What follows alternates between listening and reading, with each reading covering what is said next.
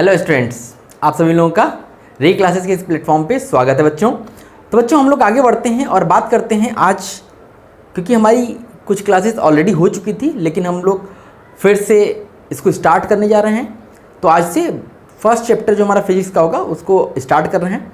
और जो first chapter है हमारा है, नाम से आप वाकिफ़ होंगे, क्या है? इलेक्ट्रिसिटी।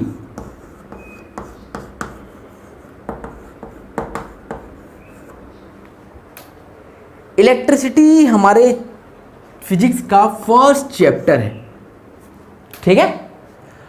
अब देखो बच्चों, अगर हम इलेक्ट्रिसिटी की बात करें कि होता क्या है, व्हाट इज इलेक्ट्रिसिटी, कोई आपसे पूछे कि व्हाट इज इलेक्ट्रिसिटी, तो आप क्या बताओगे? आपका जवाब होगा, सर ये जो लाइट बिजली हमारे घरों में आ रही है, this will be the electricity. नहीं, देखो थोड़ा सा मैं इसको आपको एक्सप्लेन करने की कोशिश करता हूं। देखो ध्यान से देखना। अगर अब यहां पे देखो बच्चों, तो ये दो चीज यहां पे दिखाई पड़ रहा है। एक देखो ये सिटी दिखाई पड़ रहा है ना। सिटी मतलब क्या होता है? सिटी का मतलब होता है शहर। क्या होता है? शहर। और इलेक्ट्रिक का मतलब होता है इलेक्ट्रॉन। देखो हम लोग बेसिकली सब चीज इलेक्ट्रिसिटी की में जब भी आएगा तो इलेक्ट्रॉन वर्ड आएगा। अब देखो ये क्या हो गया, बेसिकली ये इलेक्ट्रॉनों का एक शहर हो गया। मतलब इलेक्ट्रॉन की वजह से ही इलेक्ट्रिसिटी जनरेट होती है। तो अब क्या होगा, अब अगर ये इलेक्ट्रिसिटी जनरेट करनी हो आपको, तो क्या करना होगा आपको? आपको करना होगा क्या कि इस इलेक्ट्रॉन को हम लोग क्या नाम देते हैं? इसको बोलते हैं चार्ज। तो अब हमें यहां पे क्या करना पड़ेगा? इस चार्ज को फ्लो कराना पड़ेगा। क्या कराना पड़ेगा? Flow of charge. Flow of charge. Charge मतलब इलेक्ट्रॉन। किसका फ्लो होगा? इस इलेक्ट्रॉन का फ्लो होगा। फ्लो किसका होगा? इलेक्ट्रॉन का फ्लो होगा। तो क्या फ्लो होगी? इलेक्ट्रिसिटी फ्लो होगी।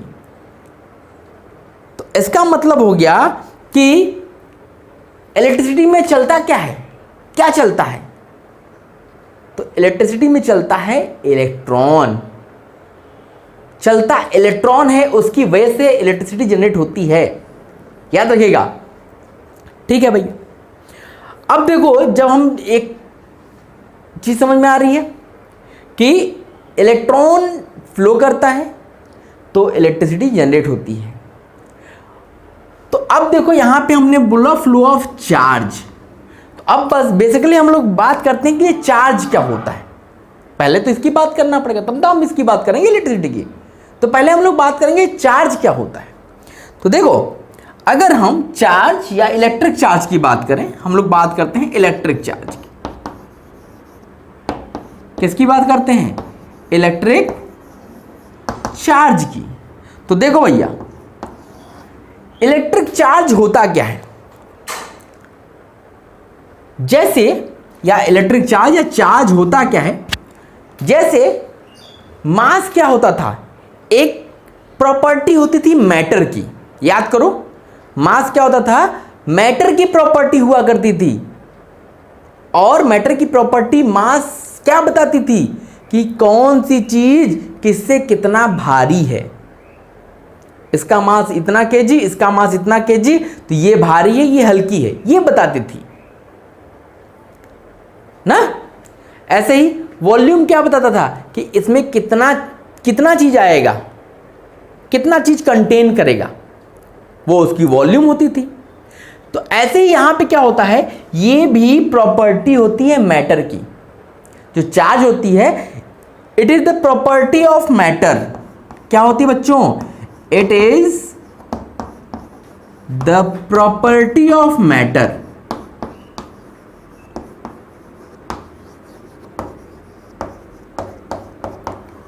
ये क्या होती है? मैटर की प्रॉपर्टी होती है। कैसी प्रॉपर्टी होती है? By which it can attract और रिपेल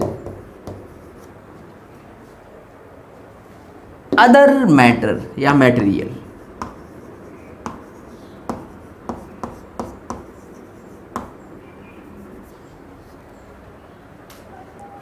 ये क्या होती है? मैटर की प्रॉपर्टी होती है, जिसमें क्या करता है, ये दूसरे मैटर को या तो अट्रैक्ट करेगा या रिपेल करेगा। ठीक, तो ये भी एक प्रॉपर्टी होती है मैटर की, याद रखिएगा। चार्ज क्या होती है? मैटर की प्रॉपर्टी होती है, जिसमें ये दूसरे मैटर या मटेरियल की को अट्रैक्ट या रिपेल करने की प्रॉपर्टी शो करता है। ठीक है, अब देखो, अगर हम इसके एसआई यूनिट की बात करें बच्चों, एसआई यूनिट की, एसआई मतलब होता है इंटरनेशनल सिस्टम ऑफ यूनिट। अगर हम एसआई यूनिट की बात करें तो इसका एसआई यूनिट होता है कूलम्ब। कूलम्ब, कूलम्ब को हम लोग डिनोट कैसे करते हैं? कैपिटल सी से डिनोट किया जाता है। और ये जो कूलम्ब यूनिट होती है बहुत बड़ी यूनिट होती है। ये जो कूलम्ब यूनिट होती है ये बहुत ही बड़ी यूनिट होती है। अभी आप लोग आगे देखोगे कितनी बड़ी यूनिट होती है। ठीक है, तो इसलिए हम इसके कुछ छोटे यूनिट भी यूज करते हैं, जैसे मिली कूलम्ब,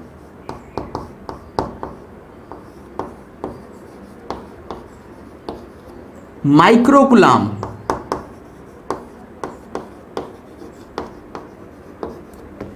ठीक। तो मिली कूलम्ब, माइक्रो कूलम्ब इसके क्या है? छोटे यूनिट्स हैं। अगर इसको कन्वर्जन करने की बात करें तो अगर देखो 1 मिली कूलम्ब किसके बराबर होता है? 10⁻³ कूलम्ब के बराबर होता है।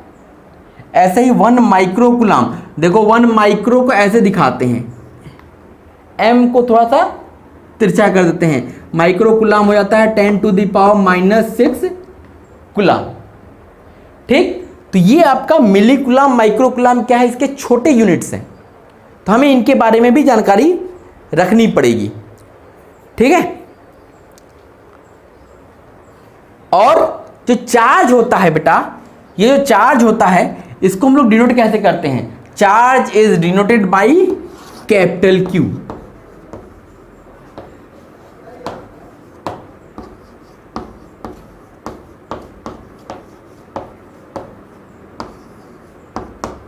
इसको हम लोग कैपिटल Q से डिनोट करते हैं। किसे डिनोट करते हैं? कैपिटल Q से डिनोट करते हैं। नोट कीजिए, इरेज करते हैं, फिर आगे बढ़ते हैं।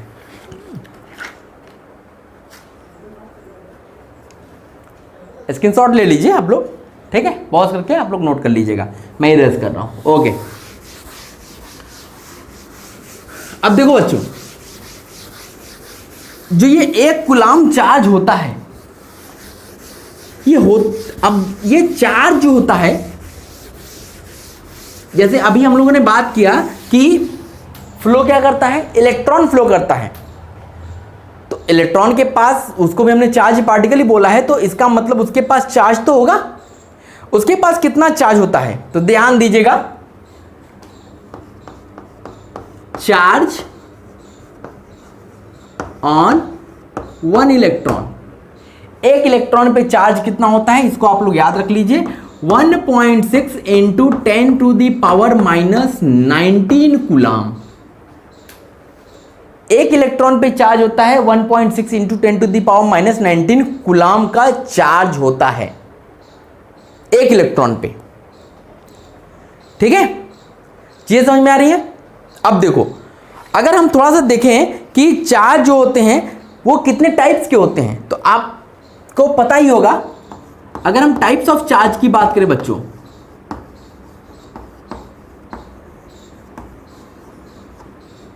तो चार्जेज जो होते हैं वो 2 टाइप के होते हैं। एक को हम लोग बोलते हैं पॉजिटिव चार्ज,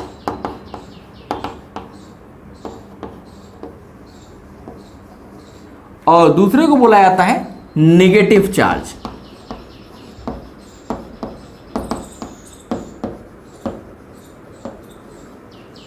एक को बोलते हैं हम लोग पॉजिटिव चार्ज, दूसरे को नेगेटिव चार्ज बोलते हैं। देखो, अब पॉजिटिव चार्ज होगा तो कब होगा? किसी बॉडी पे चार्ज पॉजिटिव होगा तो कब होगा? जब डिफिशियंसी ऑफ इलेक्ट्रॉन्स होगी। डिफिशियंसी ऑफ इलेक्ट्रॉन्स के मतलब इलेक्ट्रॉन की कमी होगी, तब उसके ऊपर होगा पॉजिटिव चार्ज। तो ध्यान दीजिए, लिखिए डिफिशियंसी ऑफ इलेक्ट्रॉन।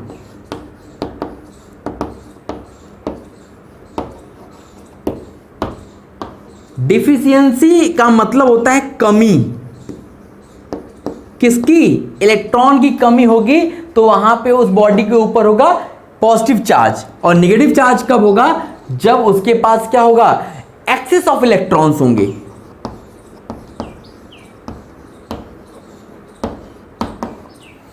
अगर एक्सेस ऑफ इलेक्ट्रॉन्स है, एक्सेस मतलब होता है अधिकता, अगर उसके पास इलेक्ट्रॉन्स ज्यादा हैं तो इसका मतलब उसके ऊपर चार्ज क्या होगा? निगेटिव होगा। अब इसको हम कैसे बता रहे हैं, ध्यान से सुनिए। देखो, किसी भी आपने एटम का नाम सुना होगा, 9th में पढ़ाया था। एटम का नाम सुना होगा। एटम में क्या होता है? एक होता है न्यूक्लियस। न्यूक्लियस में होते हैं दो चीज, एक होता है प्रोटॉन और एक होता है न्यूट्रॉन। न्यूक्लियस के बाहर होते हैं सेल। सेल में क्या होते हैं? इलेक्ट्रॉन्स मूव करते हैं, इलेक्ट्रॉन्स चक्कर लगाते हैं। इस सेल में इलेक्ट्रॉन्स क्या होते हैं? चक्कर लगाते हैं। तो आपने देखा होगा कि कोई भी एटम आप लेते हो, याद करो, जैसे मान लो आपने लिया सोडियम। सोडियम का एटॉमिक नंबर होता है 11, होता है। बताओ इसमें प्रोटॉन कितने? प्रोटॉन तो 11 ही होते हैं। जितने प्रोटॉन होते हैं उतने ही इलेक्ट्रॉन होते हैं, याद कीजिए। और अगर हम न्यूट्रॉन की बात करें तो न्यूट्रॉन क्या होते हैं? Atomic mass minus atomic number. तो ये हो जाते हैं 23 माइनस 11 मतलब 12। ठीक। अब देखो, आपको ये पता होगा कि प्रोटॉन पे होता है पॉजिटिव चार्ज और इलेक्ट्रॉन पे होता है नेगेटिव चार्ज, होता है। तो जब इसके ऊपर पॉजिटिव 11 है और इसके ऊपर माइनस निगेटिव 11 है, दोनों ऐड कर दो क्या आ जाएगा? 0 हो जाएगा। तो इसलिए क्या होता है, कोई भी एटम जो होता है वो न्यूट्रल कंडीशन में पाया जाता है, न्यूट्रल होता है, बेसिकली वो हमेशा न्यूट्रल होता है। तो अब कोई एटम कब चार्ज होगा, कब वो आयंस में कन्वर्ट होगा? अब देखो, सोडियम क्या होता था, याद करो कि सोडियम से आपने पढ़ा रहा होगा, सोडियम आयन पढ़ा था आपने। सोडियम आयन का नाम सुना था? सोडियम आयन मतलब Na प्लस। प्लस का मतलब क्या हो गया? प्लस का मतलब हो गया कि बच्चों कि एक प्लस का मतलब इसने एक इलेक्ट्रॉन निकाल दिया। अब देखो, अगर Na प्लस की बात करें, एक इलेक्ट्रॉन इसने निकाल दिया तो इसके पास प्रोटॉन देखो कितने थे? अभी भी 11 ही रहेंगे। इलेक्ट्रॉन कितने हो गए? अब हो गए 10। तो अब ये 11 प्लस है, 10 माइनस है, क्या बचेगा? +1 बचेगा। तो अब ये चार्ज हो गया। क्या हो गया? चार्ज हो गया। तो पॉजिटिव चार्ज हुआ ना, पॉजिटिवली चार्ज हो गया। तो जब डिफिशियंसी ऑफ इलेक्ट्रॉन होगी, डिफिशियंसी मतलब इलेक्ट्रॉन की कमी, देखो यहां पे प्रोटॉन ज्यादा इलेक्ट्रॉन कम है, इलेक्ट्रॉन की कमी होगी तो बॉडी पॉजिटिवली चार्ज होगी। तो ये देखो पॉजिटिवली चार्ज हो गई। ऐसे ही दूसरा एग्जांपल लो, क्लोरीन। क्लोरीन का एटॉमिक नंबर होता है 17, याद कीजिए। एटॉमिक मास होता है 35.5, याद है? चलो भैया, प्रोटॉन बताओ 17, इलेक्ट्रॉन बताओ 17, न्यूट्रॉन अभी हम लोग नहीं देखते हैं। तो 17 प्लस 17 माइनस 0 हो गया। तो क्लोरीन 0 न्यूट्रल स्टेट में पाया जाता है। अगर हम यहां से क्लोराइड आयन की बात करें, Cl माइनस, तो क्लोराइड आयन का मतलब हो गया कि माइनस का मतलब इसने एक इलेक्ट्रॉन किसी से ले लिया। जब ले लिया तो अब इसके पास सोचो कि प्रोटॉन कितने हैं? अभी भी 17 हैं। इलेक्ट्रॉन कितने हो गए, एक 17 था, एक ले लिया, अब इसके पास 18 हो गए, 18 हो गए तो प्लस 17 माइनस 18 क्या आएगा, -1, इसलिए यहां पे क्या आ गया, माइनस चार्ज। तो याद रखिएगा, अगर इलेक्ट्रॉन की डिफिशियंसी होगी तो पॉजिटिव चार्ज, इलेक्ट्रॉन की एक्सेस होगी, इलेक्ट्रॉन एक्सेस में होगा तो negatively charge. Got it? Okay, चलो नोट कीजिए, एरेज करते हैं फिर आगे बढ़ते हैं। हो गया बच्चों? चलिए,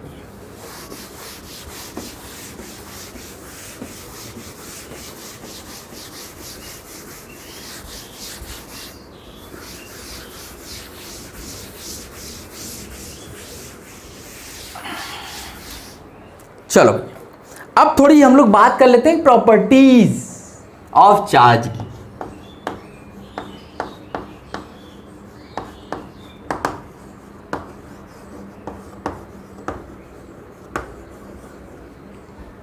अब हम लोग चार्ज की प्रॉपर्टीज की बात कर लेते हैं। देखो, जब हम लोग चार्ज के प्रॉपर्टी की बात करते हैं बच्चों, तो सबसे पहली प्रॉपर्टी आती है, देखो प्रॉपर्टीज को मैं थोड़ा समराइज करके लिखूंगा। सबसे पहली प्रॉपर्टी होती है, it is a scalar quantity.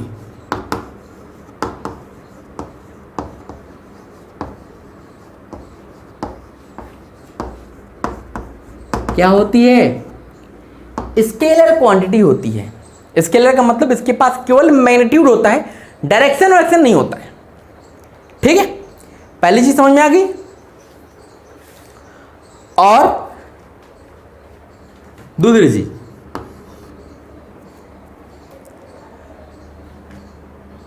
It is of two types.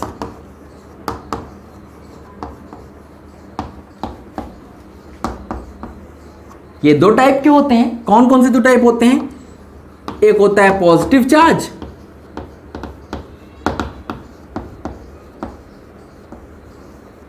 और दूसरा होता है निगेटिव चार्ज।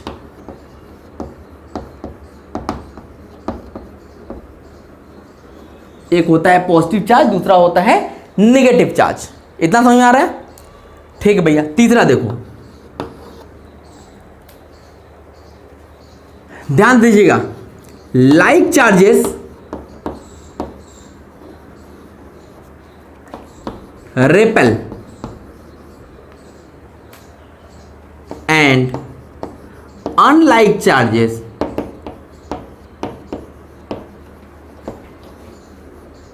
attract। ध्यान समझने की कोशिश कीजिएगा। देखिए, इसका मतलब मैं समझा रहा हूं।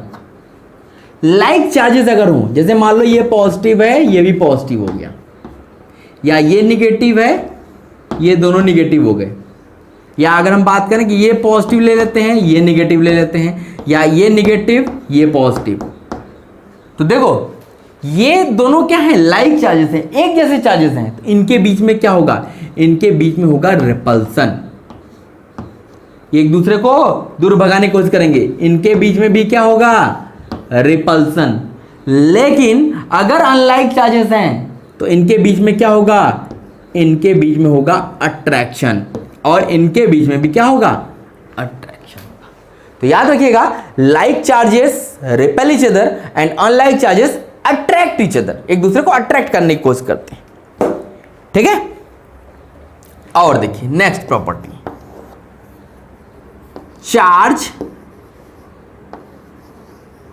Charges are additive. अब देखो, जो चार्जेस होते हैं ये एडिटिव होते हैं। एडिटिव का मतलब समझते हो कि अगर ढेर सारे चार्जेस किसी बॉडी पे हैं तो आप सिंपली उनको ऐड कर सकते हो, सिंपली उनको ऐड कर सकते हो। पॉजिटिव निगेटिव, ढेर सारे पॉजिटिव और निगेटिव चार्जेस हैं, सबको ऐड कर दो, जो आएगा रिजल्टेंट वो उस बॉडी पे चार्ज होगा। तो चार्जेस क्या होते हैं, एडिटिव होते हैं नेचर में, याद रखिएगा। ठीक है, अगला देखिए, चार्जेस आर कंजर्व्ड।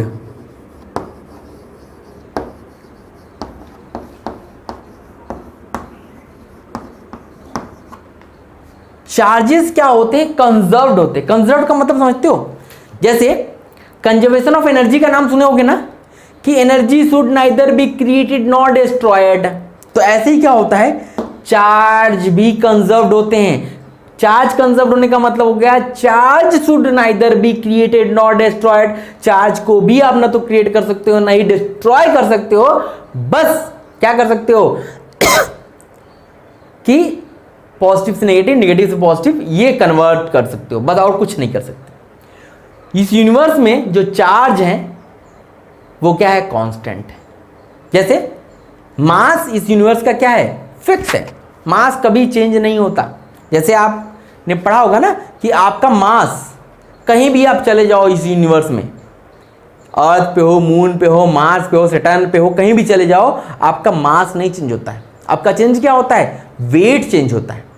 याद कीजिए, आपने पढ़ा होगा ना 9th क्लास में कि आपका अर्थ पे जो वेट होता है, अगर मून पे जाओगे तो यहाँ के वेट का 1/6 हो जाता है, क्योंकि वहाँ पे जो फोर्स है ग्रेविटी, वो यहाँ की ग्रेविटी की 1/6 हो जाती है।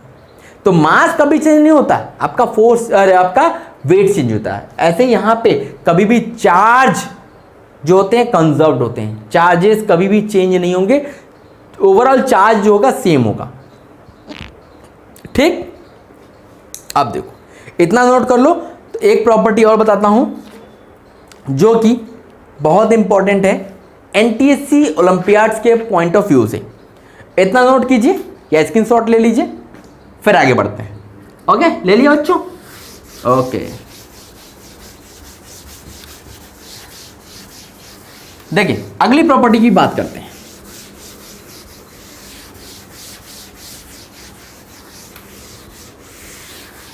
नेक्स्ट प्रॉपर्टी की बात करते हैं। देखो अगली प्रॉपर्टी है क्वांटाइजेशन ऑफ चार्ज। ये बहुत इंपॉर्टेंट है बच्चों।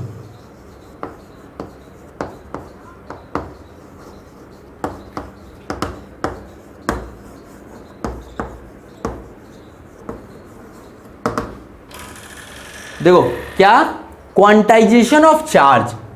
अब ये क्या होता है, देखो क्वांट, क्वांट का मतलब होता है पैकेट, छोटा पैकेट, छोटा पैकेट बड़ा पैकेट। क्वांट का मतलब होता है पैकेट। तो जो चार्जेस होते हैं वो छोटे छोटे पैकेट्स के फॉर्म पाए जाते हैं। अब इसका क्या मतलब हुआ, जैसे अब इसको ऐसे समझो कि जब कभी आप मार्केट जाते हो तो आपको अगर मान लो बनाना खरीदना है, ठीक, बनाना खरीदना है, तो आप क्या करते हो, बोलते हो कि 1 दर्जन बनाना दे दो, या आपको एक बनाना चाहिए तो एक बनाना ले लोगे, तो जो होगा कॉस्ट वो ले लेगा आपसे, 5 रुपये का एक बनाना आपको दे देगा। ठीक, क्या कभी आप ऐसा मांगते हो क्या कि भैया 1.5 बनाना दे दो हमको, क्या वह 1.5 बनाना आपको देगा? या आप ऐसे समझो, आप रेस्टोरेंट में खाना खाने गए हो, आप लोग जाते होगे रेस्टोरेंट में खाना खाने गए हो, और आप कोई भी चीज़ खा रहे हो और साथ में रोटी भी खा रहे हो, तो आप क्या करते हो, भैया रोटी ले आओ। तो क्या कभी ऐसा होता है क्या कि भैया 3 रोटी खा लिए, लग रहा है कि अब आधी रोटी और खा लेते तो पेट भर जाता, भैया आधी रोटी और लेते हो, आधी रोटी ले आएगा क्या वो? कभी आधी रोटी देगा वो? नहीं देगा। क्यों? क्योंकि वो आधी रोटी का हिसाब कैसे लेगा, और बाकी जो बचेगा वो क्या करेगा? और दूसरा कोई आधी रोटी नहीं खाएगा ना। जैसे और समझ लो, अब आपको घर में हो, आपको ऑमलेट खाने का मन कर रहा है, ऑमलेट खाने का मन कर रहा है, आपने फरमाइश कर दी मम्मी ऑमलेट बनाओ, ऑमलेट, ठीक, लेकिन आपने शर्त रख दी मम्मी 2.5 अंडे का ऑमलेट बनाना, 2.5 अंडे का। अब मम्मी 2.5 अंडे का ऑमलेट कैसे बनाएंगी बताओ, पॉसिबल है क्या? अब अगर बनाएंगे भी तो वो आधे अंडे क्या करेंगी, क्या होगा उसका? तो जैसे इन सब चीज़ों को हम लोग किस में ले रहे हैं, इंटीजर्स में ले रहे हैं। तो ऐसे ही चार्ज जो होता है इसका भी एक फिक्स्ड स्मॉलेस्ट कुछ चार्ज होगा, कुछ एक ऐसा स्मॉलेस्ट चार्ज होगा जिसका ही मल्टीपल हर एक चार्ज होता होगा। जैसे रुपया, आपके पास 1,00,000 रुपया हो, मैं कहूँ 1,00,000 रुपया कितना होता है, तो कोई बोलेगा 1-1 रुपए के सिक्के 1,00,000 ले आओ, 1,00,000 रुपया हो जाएगा। ठीक, तो वो जो 1 रुपया है वो सबसे छोटा पार्ट है। उस 1 रुपये से 1 करोड़ रुपए बनाया जा सकते हैं, 1,00,000 रुपए बनाए जा सकते हैं। तो ऐसे ही चार्ज जब होता है तो चार्ज भी बहुत एक छोटे पैकेट्स का ही बहुत बड़ा रूप होता है। तो जैसे देखो यहाँ पे जो चार्ज होता है, तो हमने बात किया था कि 1 इलेक्ट्रॉन पे चार्ज कितना होता है। 1 इलेक्ट्रॉन पे चार्ज होता है, बताओ आपने क्या बताया था, 1.6 इंटू 10⁻⁻19 कूलम चार्ज होता है, बताया मैंने आपको। 1 इलेक्ट्रॉन पे इतना चार्ज होता है।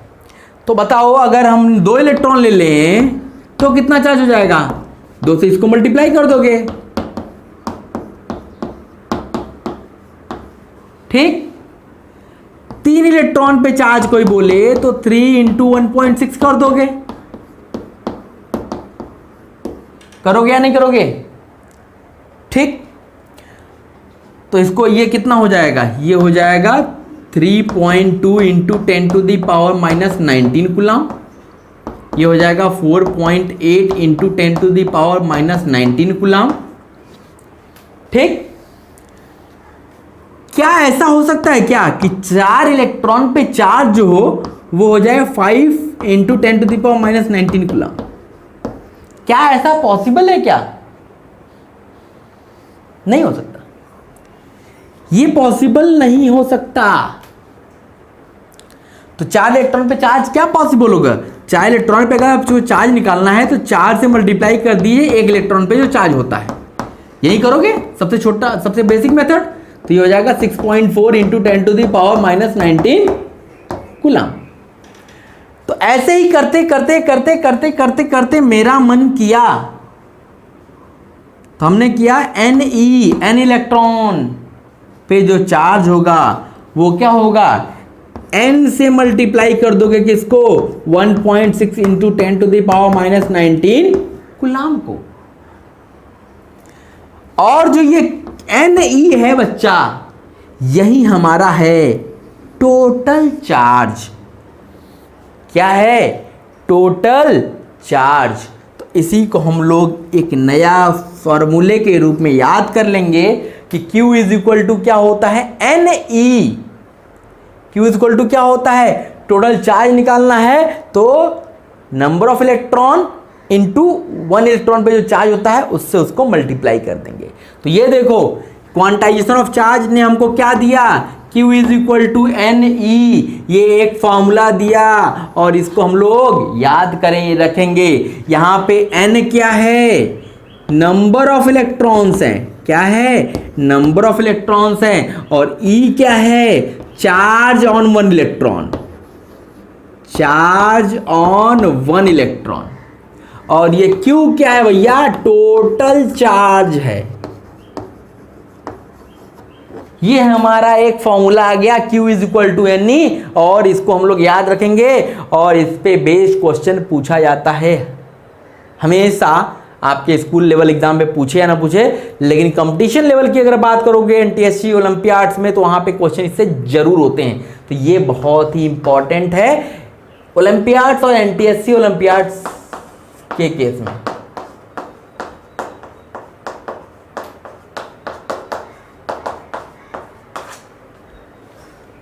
NTSC ओलंपियाड्स के केस के लिए ये जो क्वांटाइजेशन ऑफ चार्ज जो है प्रॉपर्टी, ये बहुत इंपॉर्टेंट है। ठीक है, चलो तो ये आप नोट कर लीजिए। फिर एक छोटा सा क्वेश्चन लेते हैं तो आपको चीजें समझ में आएंगी। एक छोटा सा क्वेश्चन लेते हैं ताकि चीजें आपको समझ में आए। नोट कीजिएगा या स्क्रीनशॉट लीजिए, और हम इसको इरेज कर रहे हैं। Okay,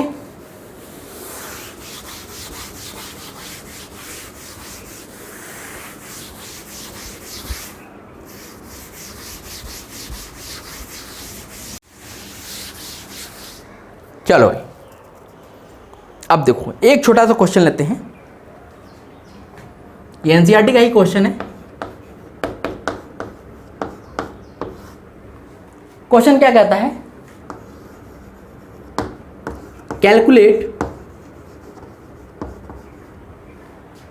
total number of electrons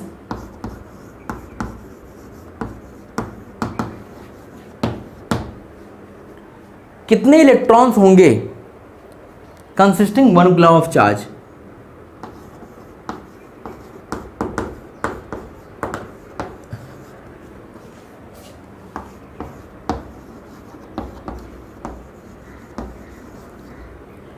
एक कूलम चार्ज में कितने नंबर ऑफ इलेक्ट्रॉन्स होंगे ये आपसे पूछ रहा है। ऐसे क्वेश्चन ही पूछे जाते हैं, इसलिए इनकी आपको प्रैक्टिस करनी है और मैं आपको आज क्वेश्चंस कुछ दे भी दूंगा प्रैक्टिस करने के लिए। देखो अगर हम इसकी बात करें बच्चों, देखो टोटल नंबर ऑफ इलेक्ट्रॉन्स निकालना है तो पहले गिवन लिखा करो और फिर उसके बाद हम लोग देखा करेंगे क्या फॉर्मूला लगेगा, फिर फॉर्म सॉल्व करेंगे क्या करेंगे। तो गिवन देखो क्या क्या दिया है। चार्ज 1 कूलम दिया है, Q is equal to 1 coulomb ये दिया है। नंबर ऑफ इलेक्ट्रॉन्स पूछ रहा है तो Qn, और एक ही फॉर्मूला भी हम लोगों ने पढ़ा है, क्या पढ़ा है, Q is equal to Ne। तो यहां से n की वैल्यू क्या आ जाएगी, Q बाई E। Q क्या दिया है 1 कूलम और E क्या होता है चार्ज ऑन 1 इलेक्ट्रॉन, ये क्या होता है 1.6 into 10 to the power minus 19 coulomb. देखो यहाँ पे इसको सॉल्व करने की कोशिश करो तो आप क्या कर दो, ये डेसिमल हटा के 10 ऊपर कर दो, 16 नीचे कर दो, इसको ले जाओ ऊपर 10 टू द पावर 19। ठीक, अगर इसको आप काटोगे पीटोगे तो बहुत ही स्टैंडर्ड रिजल्ट आता है और वो रिजल्ट आपको हमेशा याद रखना है। क्या रिजल्ट आता है, इसको आप डिवाइड करोगे तो ये आएगा 6.25 इंटू 10 टू द पावर 18। ये क्या आया बच्चा, देखो बहुत ध्यान से।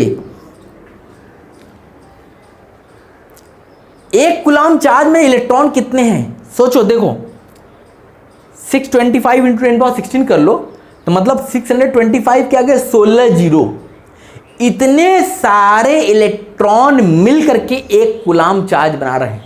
तो सोचो वो चार्ज कितना बड़ा है, वो चार्ज कितना बड़ा है। तो आज से याद रखिएगा कि चार्ज, एक कूलम चार्ज में नंबर ऑफ इलेक्ट्रॉन्स कितने होते हैं और ये स्टैंडर्ड रिजल्ट है, इसको आप आगे के लिए आप याद कर लो। Number of electrons in 1 coulomb charge is 6.25 into 10 to the power 18।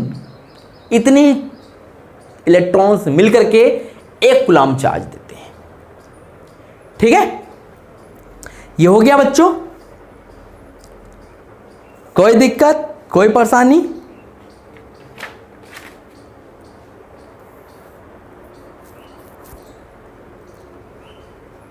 चलो, तो ये क्वेश्चन हो गया बच्चों। तो आज की क्लास भी हम यहीं पे ख़त्म कर रहे हैं। तो आज हम लोगों ने क्या देखा, आज हमने बहुत थोड़ी सी बात की, इलेक्ट्रिक क्या होता है, करंट क्या होता है। इलेक्ट्रिक करंट के बारे में मैंने बहुत कुछ नहीं बताया, बस आपको बताया कि इलेक्ट्रिसिटी के बारे में बात की, इलेक्ट्रिसिटी क्या होती है और चार्ज क्या होते हैं, चार्ज की प्रॉपर्टीज़ देखा और उस पर बेस्ड 1-2 क्वेश्चंस किए, एक ही क्वेश्चन किया। ठीक, और एक ही फॉर्मूला पढ़ा Q is equal to Ne। तो आज के लिए इतना ही। आप इसको एक बार पूरा वीडियो देख लीजिए, पूरा नोट्स बना लीजिए। नोट्स बनाने के बाद आपको एक DPP इस वीडियो के डिस्क्रिप्शन में आपको मिल जाएगी, वो DPP आपको सॉल्व करनी है। फिर उसके बाद हम लोग अगली क्लास में, अगले लेक्चर में हम लोग मिलेंगे तो इसके आगे की चीज़ें पढ़ेंगे। ठीक, और पढ़ने का एक तरीका मैं आपको बता दूं बच्चों, आप लोग अभी बहुत छोटे लेवल पे हो तो एक आदत आप लोग अभी से डाल लो कि जब भी आप पढ़ाई करो तो NCERT आपके पास जरूर होनी चाहिए। और NCERT आप देखोगे तो ये जो चैप्टर इलेक्ट्रिसिटी 5 से 6-7 पेज में है, तो आप एक एक लाइन अंडरलाइन करते हुए पेंसिल रखो, अंडरलाइन करते हुए एक एक वर्ड पढ़ते हुए पूरे चैप्टर को एक बार पढ़ लो। एक बार पढ़ो, 2 बार पढ़ो, 3 बार पढ़ो, हर एक चीज करो उसमें। इनटेक्स्ट क्वेश्चन है वो भी करो, अनसॉल्व क्वेश्चन है वो भी करो, जो भी डिफिकल्ट वर्ड आ गए उनका क्या लिख लो, उनका मीनिंग लिख लो। जब आप ऐसे पढ़ाई करोगे तो आपको चीज़ें समझ में आएंगी। आप सोचो कि साइड बुक खरीद लेंगे, हम उससे समझ लेंगे, तो वो बेकार है। आप एनसीईआरटी पढ़ने की आदत डालो, बहुत फायदा होगा बच्चों। कॉम्पिटिशन्स आप बहुत आसानी के साथ क्रैक कर सकती हो, ठीक है। और हमें एनसीईआरटी को जरूर पढ़ना ही पढ़ना है, और एक बार नहीं 10 बार पढ़नी है। आप एनसीईआरटी 10 बार पढ़ लो, दूसरी दुनिया किताब कोई पढ़ने की जरूरत नहीं है, आप हर एक कंपटीशन क्रैक करोगे, ये मेरी तरफ से लिखित गारंटी है, ठीक है। तो आज हमने बहुत छोटा सी चीज, बहुत थोड़ा चीज पढ़ाया बच्चों, इसको एक बार गो थ्रू कर लीजिए, डीपीवी सॉल्व कर लीजिए, फिर हम लोग अगली लेक्चर मिलते हैं जिसके आगे की चीजें कंटिन्यू करते हैं। Okay, thank you.